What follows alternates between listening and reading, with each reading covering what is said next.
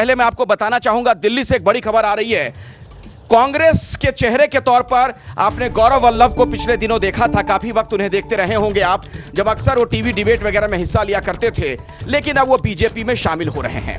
जाहिर तौर पर कांग्रेस के लिए झटका इस लिहाज से है क्योंकि आपको वो डिबेट भी याद होगी जिसमें संबित पात्रा को किस तरीके से गौरव वल्लभ ने घेरा था, बहुत ही तार्किक तरीके से अपनी बात रखते थे।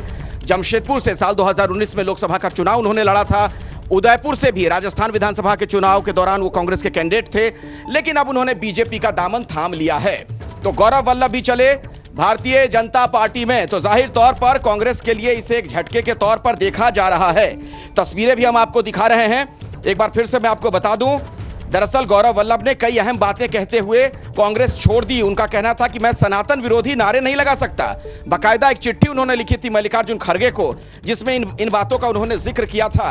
उन्होंने साफ तौर पर यह कहा था, सोशल मीडिया एक्स पर भी उन्होंने पोस्ट एक लिखा था उसमें, और जो इस्तीफा उन्होंने दिया उसमें उन्होंने कहा था कि मेरा मन दरअसल बहुत व्यथित है, लिखना चाहता हूं और बताना चाहता हूं, लेकिन मेरे संस्कार ऐसे नहीं है कि बहुत कुछ मैं कांग्रेस के बारे में अभी बोलूं।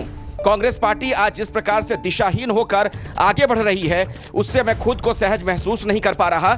मैं ना तो सनातन विरोधी नारे लगा सकता हूं, ना ही सुबह शाम देश के वेल्थ क्रिएटर्स को गाली दे सकता हूं। ये तमाम बातें गौरव वल्लभ ने कही थी पार्टी छोड़ते वक्त। उन्होंने यह भी कहा कि मैं कांग्रेस से पार्टी के सभी पदों वो प्राथमिक सदस्यता से इस्तीफा दे रहा हूं और अब बीजेपी में शामिल हो गए हैं।